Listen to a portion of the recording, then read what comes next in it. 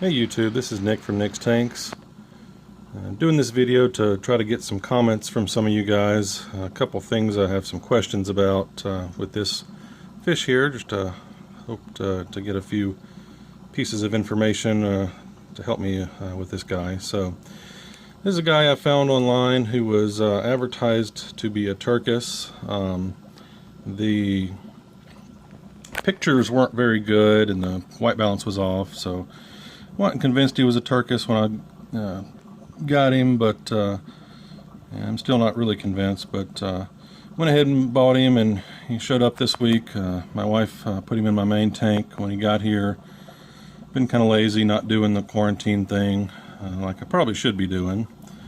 I worked late that night, so I didn't really see him because lights were off when I got home. And it was the next day after work that I got home. I got to see this guy that he was a little bit sluggish, got beat up a little bit by some of my other guys. And got to looking at him real close.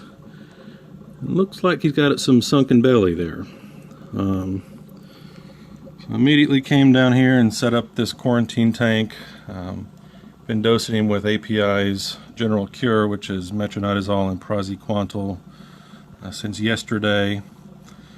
He actually does seem a little bit more active today. Planning on feeding him food soaked with that stuff. So I guess my questions are threefold. Number one, you guys think this is really a turkis? Got some of that blue like a turkis, but I see a lot more red in his fins and body than I've seen in other pictures of turkis. And he's also got some red on the tip of his dorsal fin there.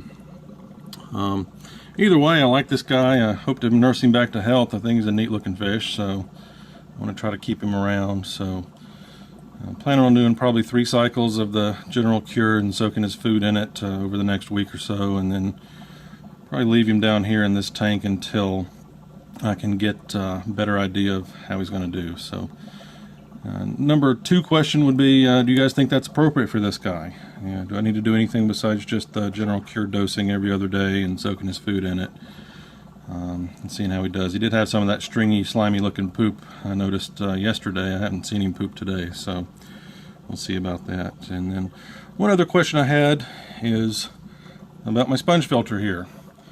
I've had sponge filters set up in my other tanks really just for purposes like these in case I were to need them, so I could get some good bacteria in that sponge. So I got it out of my other Frontosa tank upstairs, put it in here when I set this thing up the other day.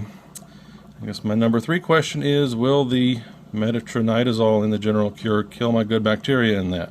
Or should I have just put a fresh sponge filter that wasn't seeded in there? I just messed that myself up there. So anyway, if you guys wouldn't mind commenting below, just give me your opinions on all these questions I have, I would appreciate it. I know I don't have a ton of subscribers, but hopefully somebody out there will help me with some good information here. So until next time, YouTube.